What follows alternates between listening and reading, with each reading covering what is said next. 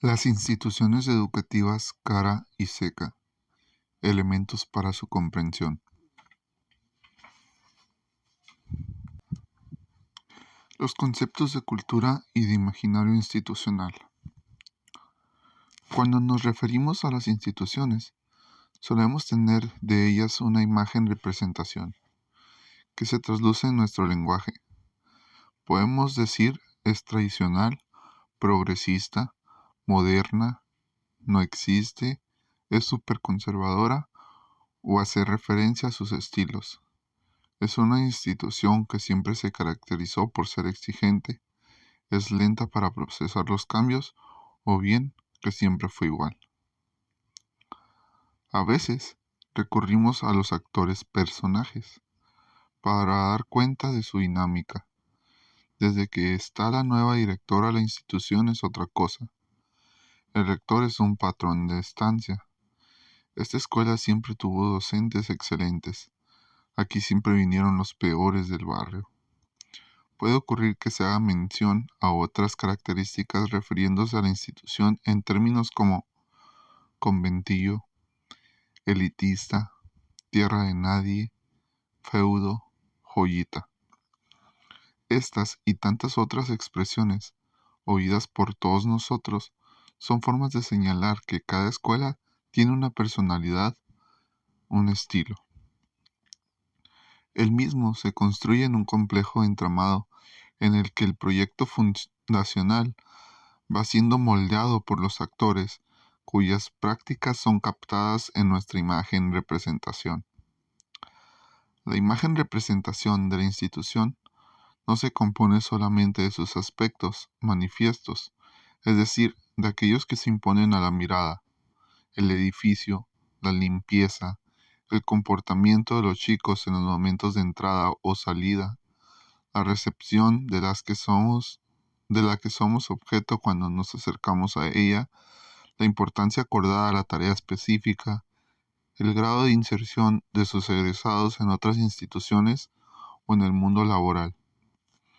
También integran aquellos aspectos menos visibles, el estilo de los vínculos, los modos en que se toman las decisiones, es decir, la percepción que los miembros de la organización tienen de ella y de sus prácticas. Cada institución posee rasgos de identidad y señas particulares que le son propios. Ambos constituyen y simultáneamente son aprehensibles en lo que denominaremos cultura institucional.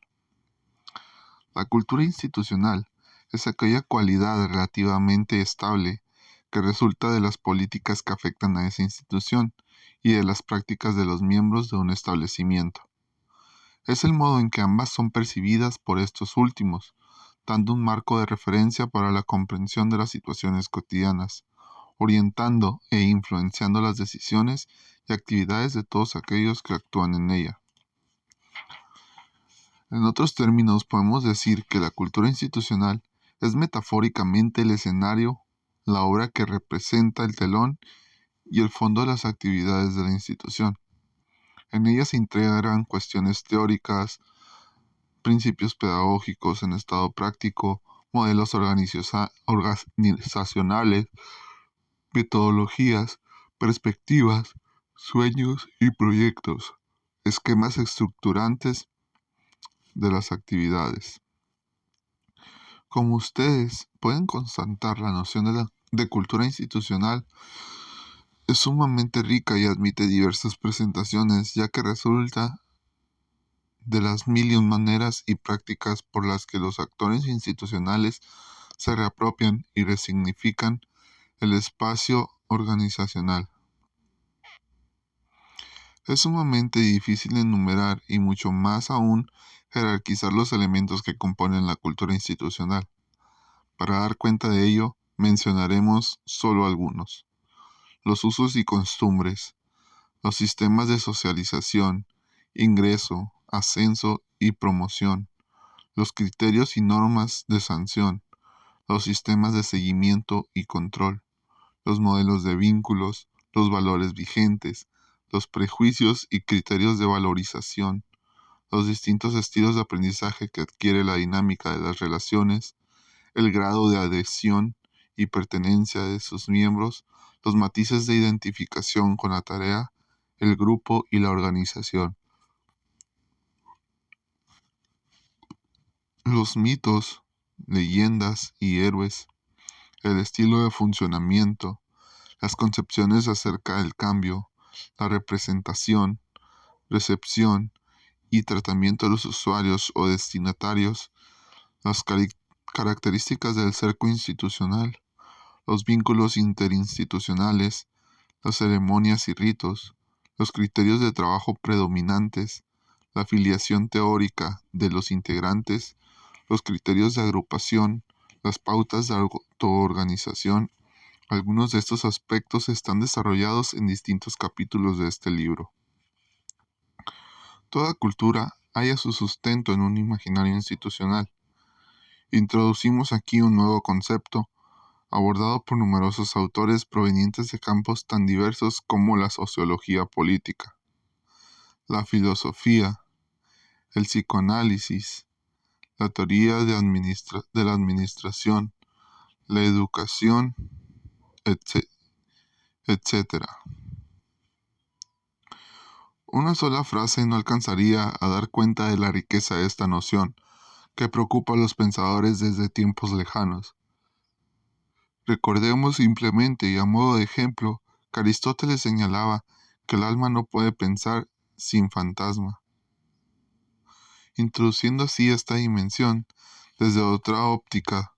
Siglos después, Kant refirió al imaginario como aquello que da a pensar más próximo a nosotros. Ricoeur propuso reflexionar acerca de una estructura imaginaria primaria constitutiva de nuestra relación con el mundo. Como se puede observar, hay numerosas posibilidades de encarar el concepto, pero para este texto nos limitaremos a destacar su vigencia y a esbozar una definición simple, ya que resulta imposible abordar la teoría de las instituciones eludiéndolo, ya dado que el imaginario se encuentra en el centro de todos los dispositivos del saber. El imaginario es el conjunto de imágenes y representaciones, generalmente inconscientes, que producidas por cada sujeto y por cada grupo social, se interponen entre el productor y los otros sujetos tiñendo sus relaciones, sean estas interpersonales, sociales o vínculos con el conocimiento. Este imaginario adquiere en cada establecimiento características y expresiones particulares. Si bien comparte con la totalidad de las instituciones educativas rasgos en común, el imaginario matiza, tiñe y altera la relación que cada sujeto tiene con la institución, con los otros y con el trabajo específico. Los desplazamientos de sentido que resultan de la actividad imaginaria operan a veces sosteniendo y favoreciendo la tarea. En otras oportunidades pueden constituirse en obstáculos para el desarrollo de las actividades.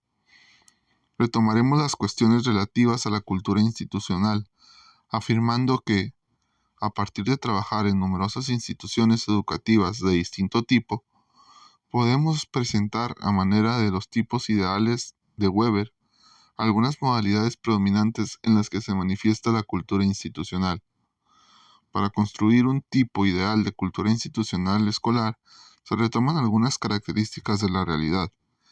Se destacan las diferencias entre uno y otros y se desestiman las variaciones de cada tipo en la práctica cotidiana.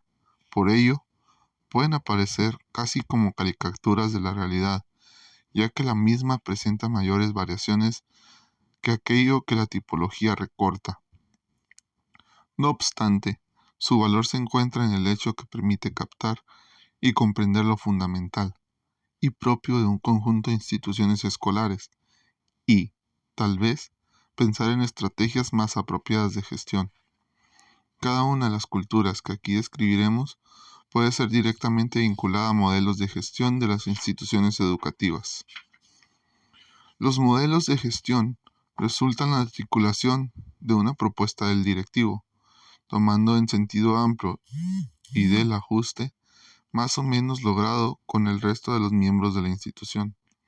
En otros términos, resultan de la lógica de los actores institucionales y las características particulares del establecimiento.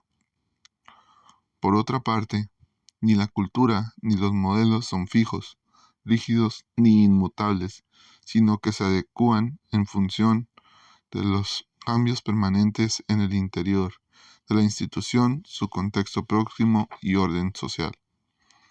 Recordemos que gestionar remite, según el diccionario, a dar los pasos conducentes a la consecución de una cosa, definición que hace referencia a acciones orientadas por uno o varios objetivos y a un actor o a varios que toman a su cargo dicha tarea. La pregunta que nos podemos formular es si existe un modelo propio de gestión de las instituciones educativas. Después de numerosas observaciones y del análisis de los diferentes subsistemas educativos y de las instituciones que lo componen, a modo de hipótesis, proponemos la existencia de ciertos rasgos comunes a todos ellos, que constituyen lo que podríamos llamar modelos de gestión específicamente educativos. Quienes ejercen hoy las tareas de gestión educativa rara vez contaron con alguna formación especialmente diseñada para el ejercicio de esta función. Los saberes que sustentan su accionar por lo general no resultan de un conocimiento técnico específico, sino del modo en que se entrelazan diferentes factores, experiencias construidas a partir del ensayo y error, identificación con estilos de conducción con los que entraron en contacto durante el ejercicio de la docencia, etc. Las formas de incorporación de los saberes descriptivos no conllevan necesariamente una posibilidad de modificación de las lógicas de comportamiento y de organización de tareas. Por ejemplo, quienes acceden a cargos de conducción son docentes que han sido formados para desempeñarse con una lógica áulica. En esa lógica, los problemas pedagógicos o didácticos ocupan un lugar central. Sin embargo, pasan a ocupar algunas veces un lugar secundario en la conducción educativa. Por lo general, esta evaluación de lo específico de los establecimientos escolares se acompaña de una priorización y sobredimensionamiento de las tareas de administración. Cada nuevo directivo queda encerrado en este proceso porque, en general, ha aprendido a conducir a partir de su contacto con otros directivos y no a través de un proceso reflexivo de diseño de estrategias. Tipo de culturas institucionales escolares. Nos preguntábamos líneas más arriba acerca de si existía un estilo propio de las instituciones educativas. Intentamos describir y conceptualizar tres tipos distintos de cultura institucional. La institución escolar, una cuestión de familia. Institución escolar, una cuestión de papeles o expedientes. La institución escolar, una cuestión de concertación. Rasgos hegemónico. La escena la familiar. La exageración de la racionalidad. La negociación. Currículum prescripto. Es ignorado. No se le considera como un sistema duro, imposible de modificar. Se concibe como un organizador institucional. Modelo de gestión. Casero, tecnocrático, profesional. Contratos. Lealtades invisibles, contratos imposibles. Formales o burocráticos. Concertados explícitos y sustantivos. Vínculos privilegiados, objetivos. Los sentimientos desplazan la tarea. Impersonales, los sentimientos son ignorados. Contractuales, respetuosos, los sentimientos están puestos en la pasión por la tarea sustantiva. Dimensión sobrevaluada, ninguna. La administrativa y la organizacional en sus aspectos formales, ninguna. Dimensión devaluada, todas. La comunitaria, ninguna. Dimensión central, ninguna. La administrativa, la pedagógico-didáctica.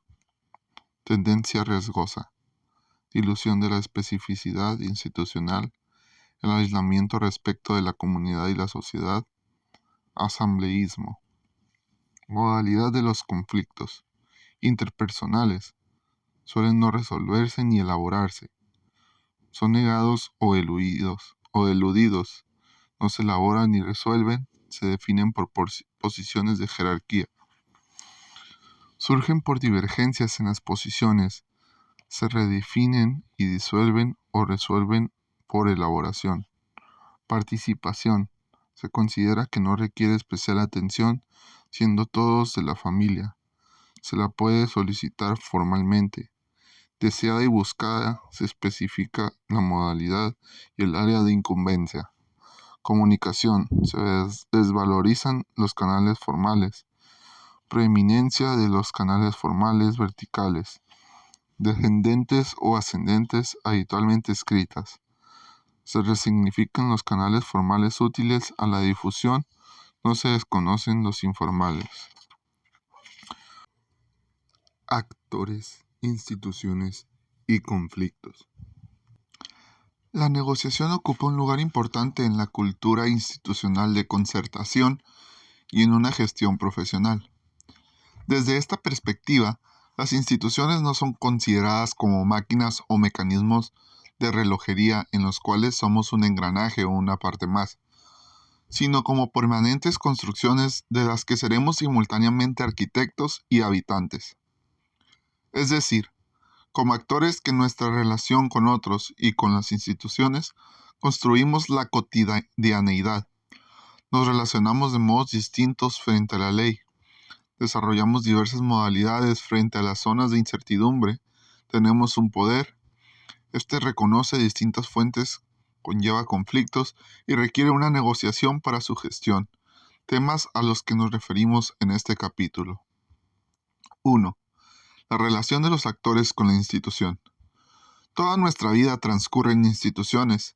Algunas constituyen un paisaje obligado para nosotros, la familia, la escuela, etc. Otras son de pertenencia voluntaria, sindicatos, clubes, partidos políticos. Precisamente, una característica de las sociedades modernas es que las redes institucionales se multiplican, diversifican y complejizan. Sabemos que las instituciones se inscriben en el campo individual dejando sus marcas y sus huellas, y que, por nuestra parte, las vamos moldeando en un trabajo cotidiano. Podemos decir que individuo e institución se requieren y construyen mutuamente en un vínculo de permanente intercambio. Veamos ahora. Más allá del tipo de institución, más allá de que nuestra pertenencia sea voluntaria u obligada, independientemente de que se trate de instituciones de trabajo o recreativas, ¿qué es aquello que caracteriza la relación de cada sujeto con la institución? O, en otros términos, ¿qué es lo peculiar, propio de la relación entre cada uno de nosotros como actor y la institución?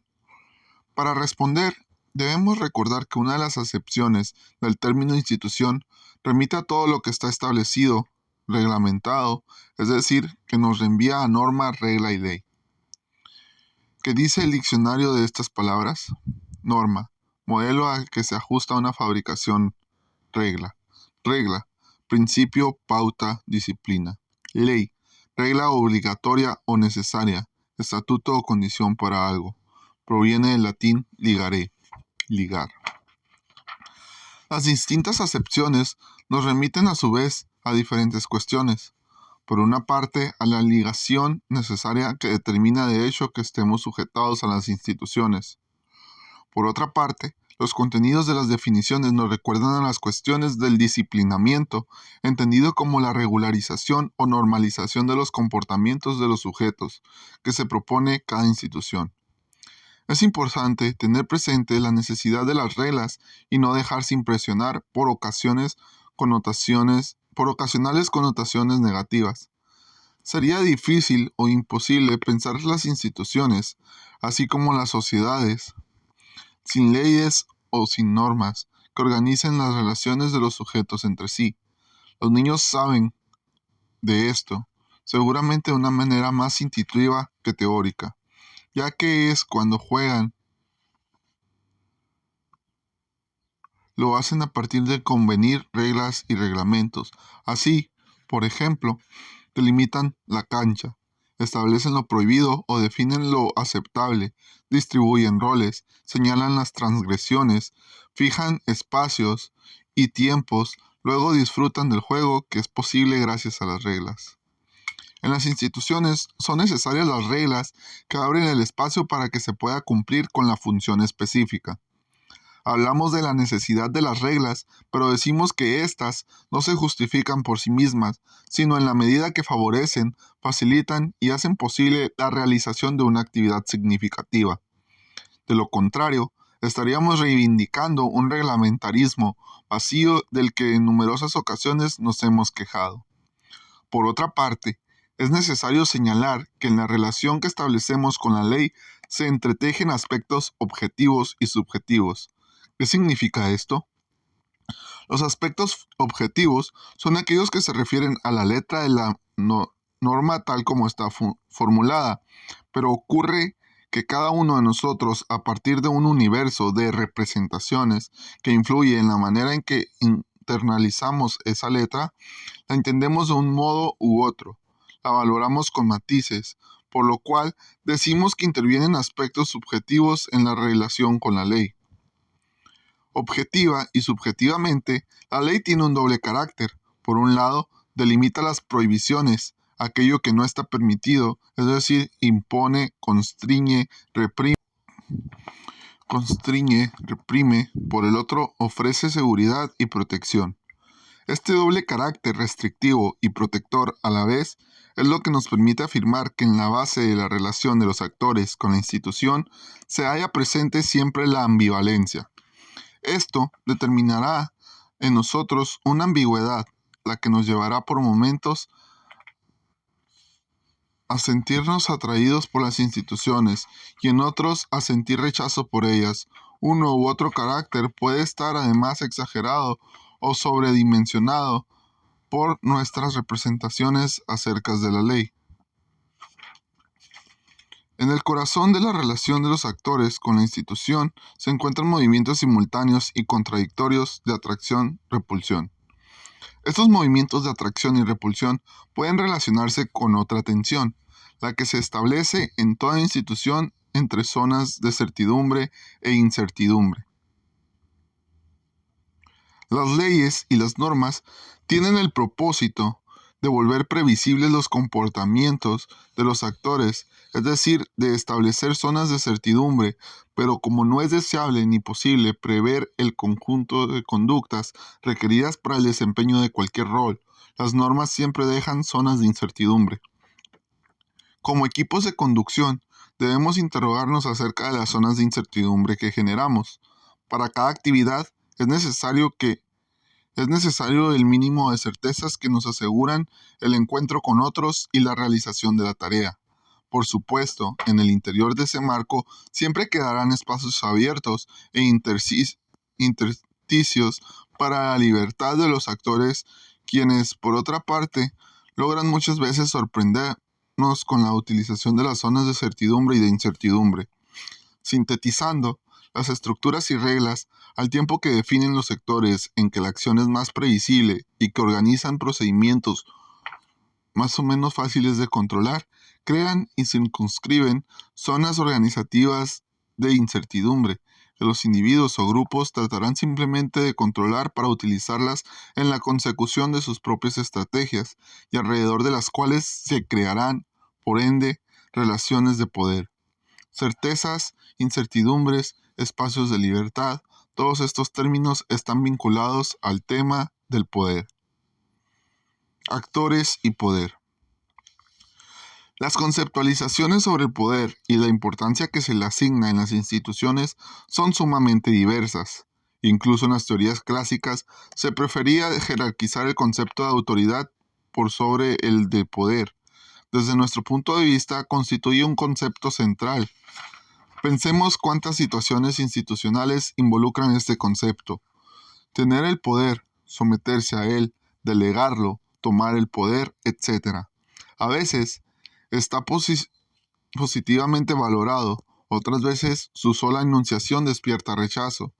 Frases como el que manda, el que tiene la manija, el que lo sabe todo, suscitan temor, respeto o rechazo.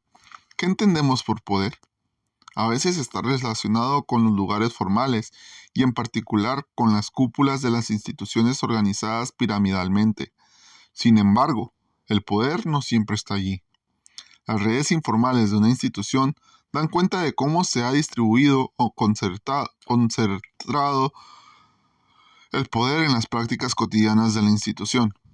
Podemos decir que un actor o grupo de actores posee poder cuando tiene la capacidad de hacer prevalecer su posición o enfoque en la vida institucional, de influir en la toma de decisiones, obtener reconocimiento, espacios, recursos, beneficios, privilegios, cargos o cualquier otro objetivo que se proponga. Que unos sean conscientes del poder que tienen, que lo busquen y hasta lo acumulen, no quiere decir, sin embargo, que los demás actores estén desprovistos de poder.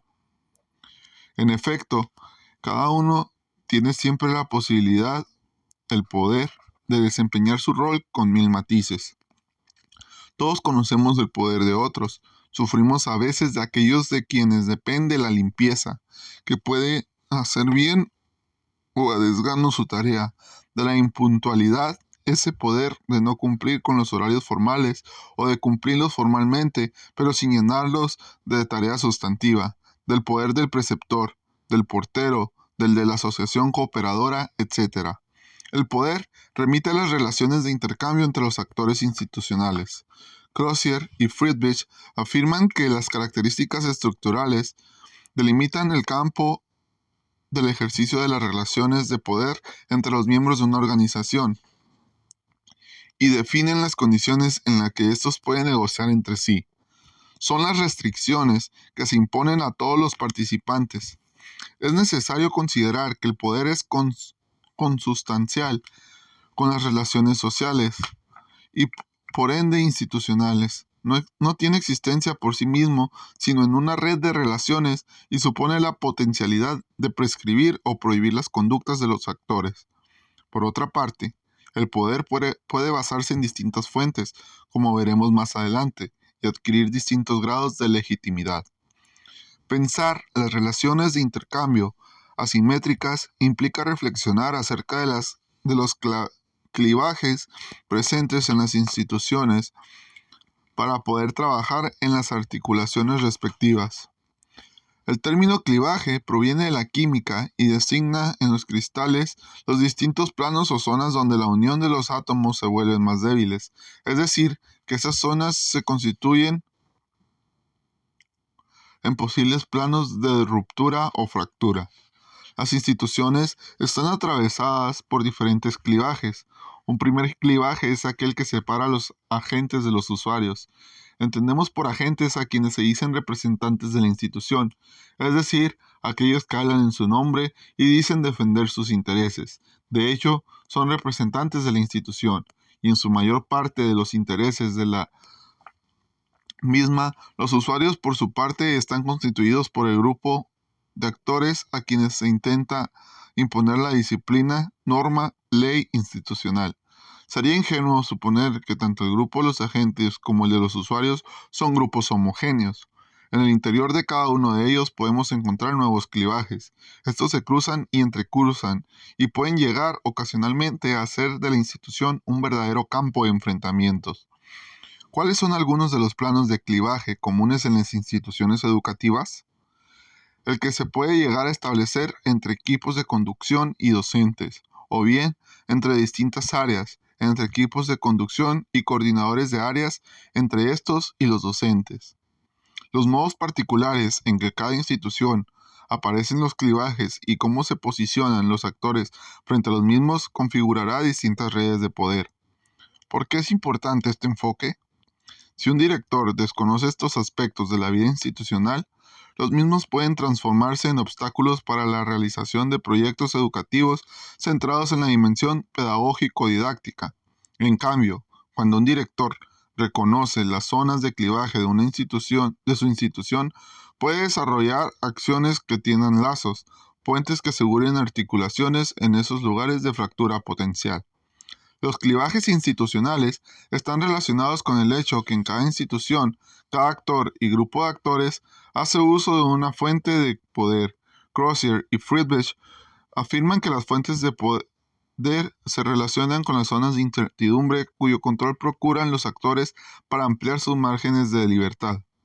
¿Cuáles son las posibles fuentes de poder? Distintos autores han puesto el énfasis en diferentes fuentes.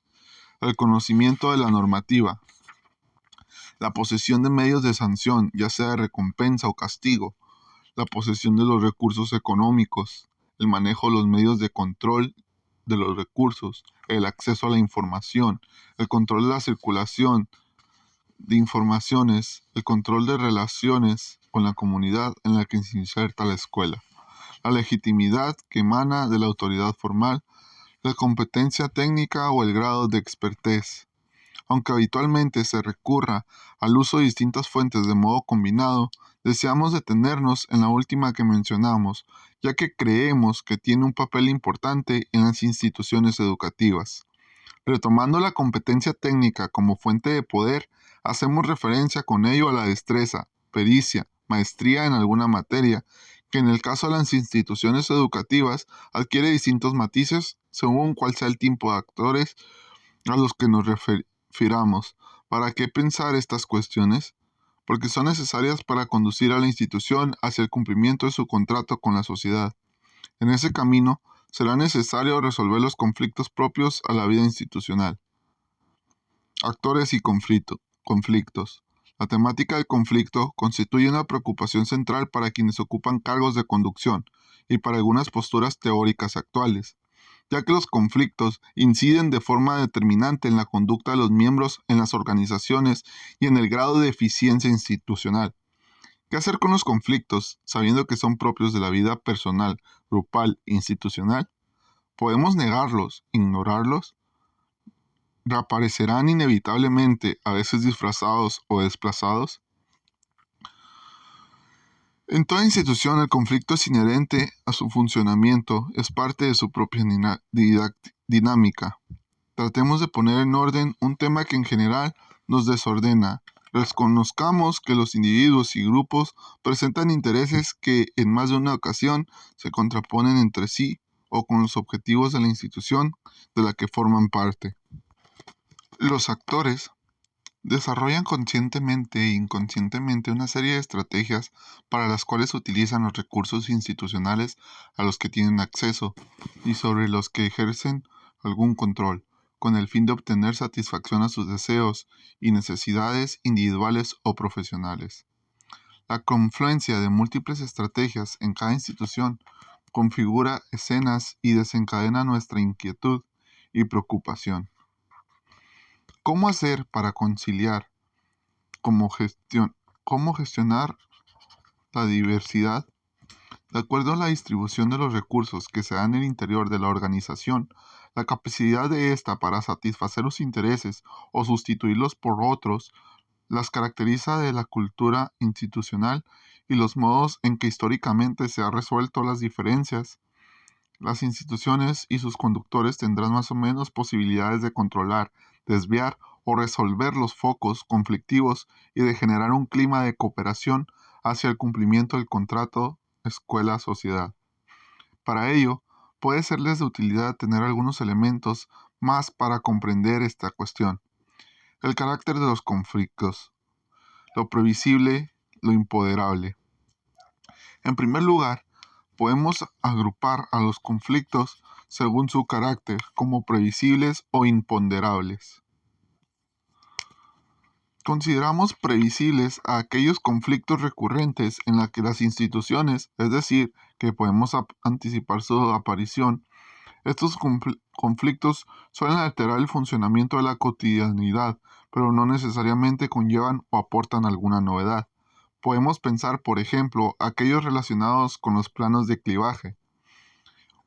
Otros resultan de las zonas de incertidumbre dejadas en ocasiones por las normas, sobre las que los actores despliegan una variedad no siempre coincidente de interpretaciones.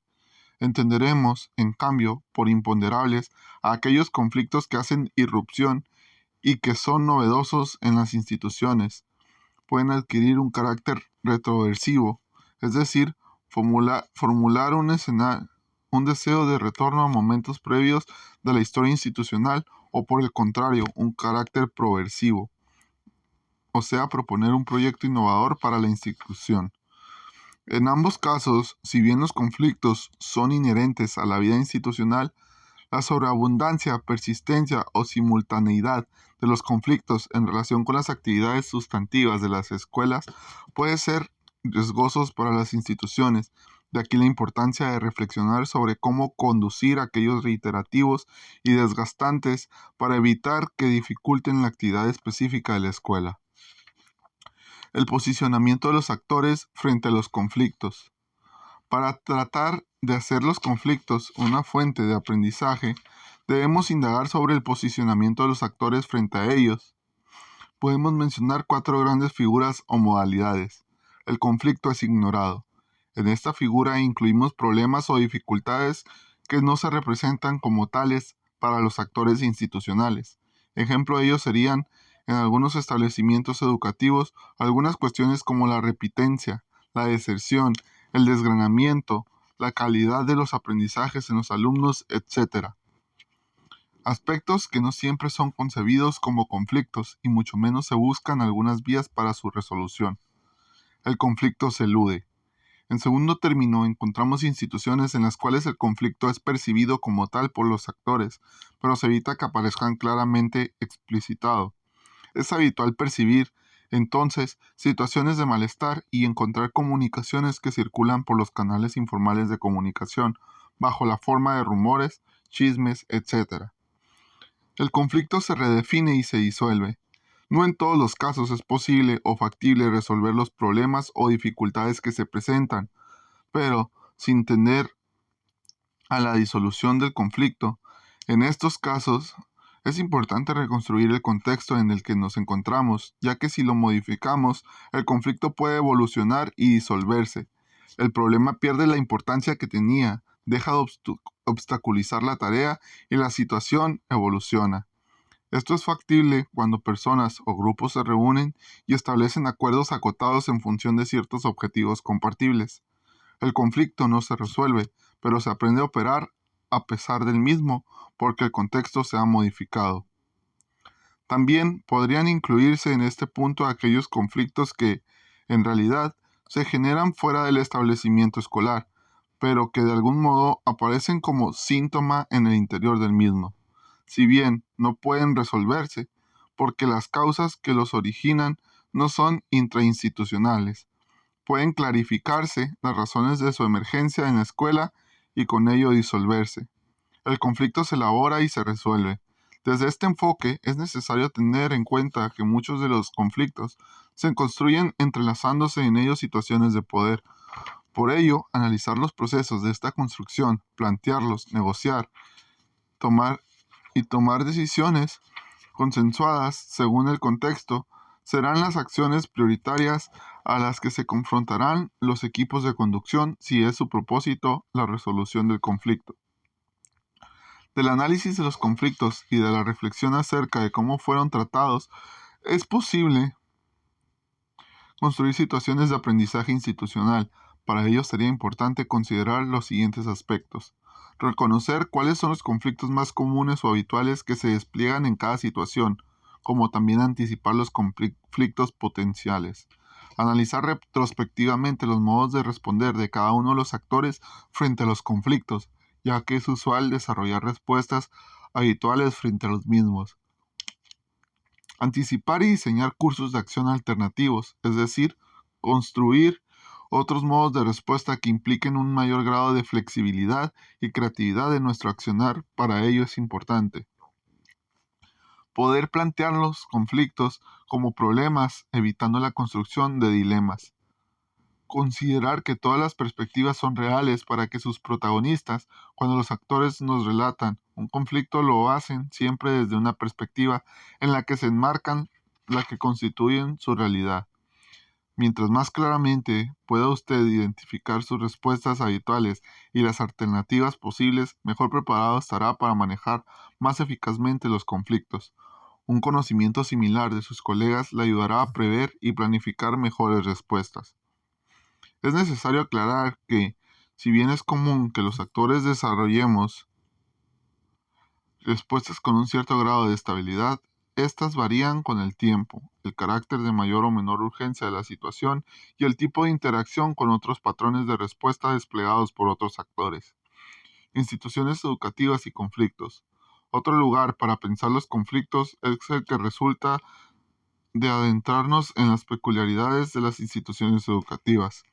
Allí podremos encontrar cuanto menos 4 tipos de conflictos: los relativos a la pluralidad de pertenencias, los que se producen en torno a la definición del proyecto institucional, aquellos que se producen alrededor de la operacionalización y concreción del proyecto educativo y los que se generan en la autoridad formal y la funcional. Conflictos en torno a la pluralidad de pertinencias.